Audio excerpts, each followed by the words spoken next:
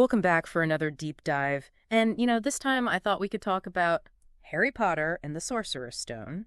Okay. And I know what you're thinking. Mm-hmm. We all know this book like backwards and forwards. Yeah, but right. That's the thing about a really good story, right? There's always something new to discover. Absolutely. So let's see. Harry's first year at Hogwarts in like a whole new light.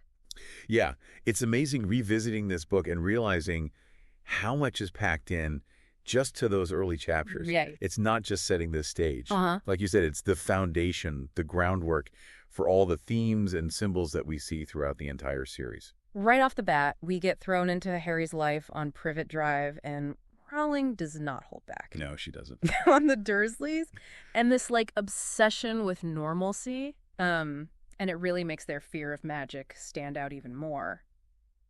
It's like this terror of anything that could disrupt their perfectly ordered world. Yeah. And that fear, that like desperation to keep magic away is what makes them go to such lengths to try and suppress Harry's magic. Yeah, it's like trying to like shove a square peg in a round hole. Exactly. And speaking of which, Hagrid's grand entrance. Oh my goodness. Talk about just shattering that facade. It's a pivotal moment. Yeah. Because it's not just about this like beloved character being introduced. Right. It's this moment where Harry is confronted with his true identity. Mm-hmm. He can't hide from it anymore. And Hagrid is like this whirlwind of magic that just tears down those walls that the Dursleys built. Yeah. And pulls Harry, ready or not, into this world that he's meant to be part of. Yeah. Yeah, and what better way to enter the wizarding world than through Diagon Alley? Right. Like sensory overload. It really is. For Harry, and honestly for us as the reader too, just like sights and sounds that are magical but also kind of intimidating. Yeah, Diagon Alley is more than just shopping.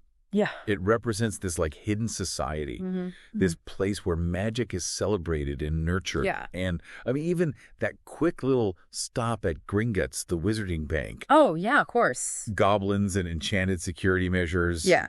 And Vault 713. Yes. Even on a first read, that always stood out to me. I felt like there was so much more to it than what we were initially told. Exactly. And that is where I think Rowling's writing really shines, because these little details, like that Vault 713. They feel insignificant at the time, but it's all foreshadowing. Yeah. The power and the allure of these valuable objects. And it sets the stage, for the whole mystery surrounding the Sorcerer's Stone. Like, it makes you wonder, what would we find so alluring, so tempting, that it would lead us down a dangerous path? Right, exactly. And I mean, maybe the Mirror of Arise will give us a little more insight into that. Okay. But before we get there, we have to talk about that journey to Hogwarts. Oh, yeah. Which starts with this nervous 11-year-old facing what seems like a solid brick wall. Yeah. At platform 9 3/4. Every time I picture Hagrid trying to shove those trunks into the Muggle taxi. Oh, I know. It's a funny image. It's such a funny image. But for Harry, it's a lot of excitement, but also some fear. Because he's stepping into the unknown, into this world that up until recently has just felt like a fantasy. Totally. And that feeling of wonder and anticipation only gets stronger when they actually cross over into the magical world. Yes. And arrive at Hogwarts. Oh, see Hogwarts for the first time, that silhouette against the night sky. I know. It's like you're seeing all the magic and possibility right there in front of you. It's no wonder that people wish for their Hogwarts letters. Oh, no. But let's be real. Once you get through those enchanted gates, then you've got to face the Sorting Hat. Oh, yeah. And for a young witch or wizard, yes, that feels like destiny. That's true. Hanging in the balance. It's not just about being assigned to a house. Right. It's about identifying your core traits, the qualities that are going to shape your path in the wizarding world. And in Harry's case, the Sorting Hat senses this really deep internal struggle. Okay. This conflict between light and dark within him. Yeah, and that struggle is only made strong, like more intense with Yeah. his interactions with Oh, with Snape. Snape. Of course. Like even in these early chapters, you can just feel that animosity. Yeah, it's palpable. Yeah. But, like you were saying earlier, there's something more to Snape than just like, I don't like this kid. Yeah, it's like there's some hidden history there. Right. Like a story that we don't know yet. And those little hints that we get. Yeah. It just adds more intrigue For sure. to the story. Yeah, and speaking of intrigue, how about that near accident during Harry's first Quidditch match? Oh, my gosh. Talk about a heart-stopping moment. Talk about suspense. Like 1 minute he's flying through the air, and the next he's like clinging onto his broom for dear life. Right, and that's the first time that we really get this sense Yeah. that there's something really sinister Yes. targeting Harry. Going on. But even with that, Yeah. the Quidditch scenes are so exhilarating. Yes, they are so exciting. Quidditch is more than just a game, though. Okay. It's like this whole representation of Harry's journey. Mm-hmm. He's facing these challenges. Right. He's honing his skills, Yeah. figuring out these hidden talents, Yeah. and ultimately, like, confronting his fears. And just like in Quidditch, Yeah. life at Hogwarts isn't always this like high-flying adventure. That's- There are moments of quiet, too. Right. Like when Harry stumbles upon the Mirror of Arise. Oh, the Mirror of Rise. It's It's such a, like... It's such a powerful symbol Yeah. of longing and desire. We've been talking Yeah. about how these valuable objects are part of the story. Mm-hmm. But this mirror Yeah. represents something different. Okay. It's that desire for connection, Oh. for love that's gone. And for Harry especially. You know? Yeah. He's never really had that. Right. He's never experienced that. And so to see this glimpse of what could have been, Right. it's no wonder that he's just drawn back to it. It's heartbreaking to Yeah. see someone so desperate for a connection that they can't have. Yeah. But it is something that I think we can all relate to. That longing for something more, something beyond ourselves. Yeah, it's like the mirror isn't just reflecting Harry's desires, it's Yeah. reflecting our own. Exactly. The things that we crave, the things that we might risk everything for. Yeah, and as captivating as that mirror is, there's a more like immediate mystery Right. going on, and that is, of course, the Sorcerer's Stone. Yeah. And, as the suspicions about Snape start to grow, Mm-hmm. Harry and his friends get pulled in even deeper. Right. This is where this story really takes that turn Yeah. from magical school days to like Yeah. suspense. Yeah, like a full-blown mystery. It is. Remember all those early clues, though? Oh, yeah. Like, what was it? Hagrid letting it slip about Fluffy? Oh, yeah, the three-headed dog. Right. And then Snape acting all suspicious. At the Quidditch match. Yeah. And then on top of that, there's a break-in at Gringotts, which is where Harry hears Voldemort's name for the first time. Oh, that's right. And then that realization that whatever was stolen from Vault 713 Mm-hmm. is connected to the Sorcerer's Stone. And suddenly It all clicks. it all comes together. Yeah. And the stakes get a lot higher. Yeah. It's not about some rivalry anymore. Right. It's not about a legendary object. Right. It's about life or death.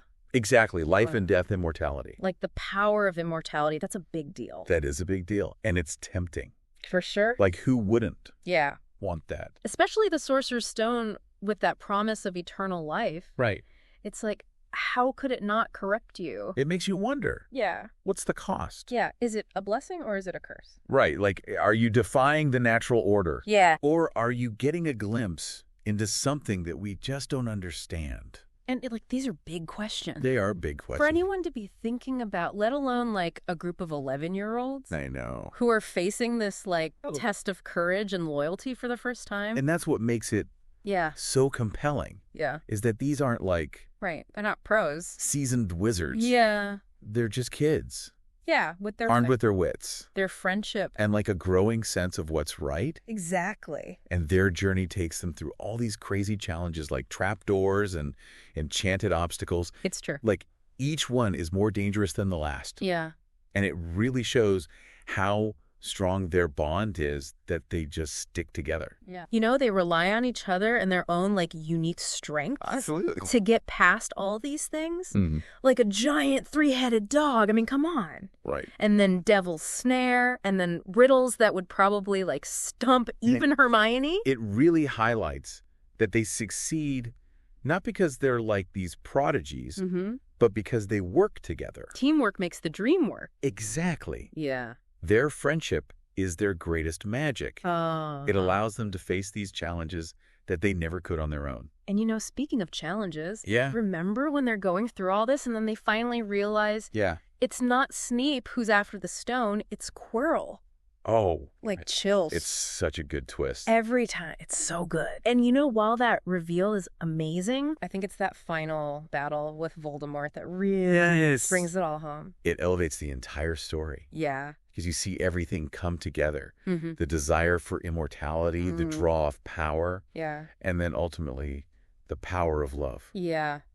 Voldemort is so focused on getting that stone Yeah, he's consumed by it. that he totally underestimates Yeah. Harry and like how far his mother's love Right. really goes. He wants that power, Yeah. but he doesn't understand it. Yeah. And he certainly doesn't understand love. And it's in that moment that we see like Yeah. how little power you actually have Right. if you don't have love. Exactly.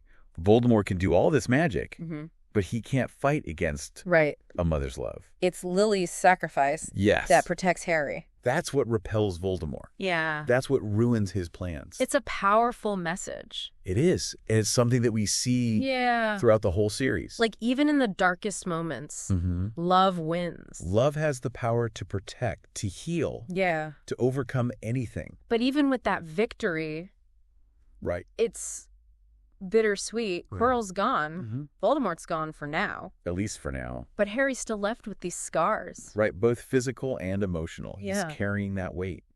It's a reminder that choices have consequences. And even in a world of magic, Yeah. good triumphs over evil. Yes. But there's a price. There's always a price. So as we close this book, Yeah. what do we take with us That's a good question. from Harry's first year? You know, I think it's that reminder that there's always something new to discover. Even in stories that we know really well. Yeah. Pay attention to the details. Okay. Ask questions and just remember the power of a good story Yes. to transport us, to challenge us, and to change us. That's the magic of Harry Potter. It really is. This has been so much fun. Yes, I've had a really great time. As always. Thank you. Thanks for joining us for this deep dive, and we'll see you next time.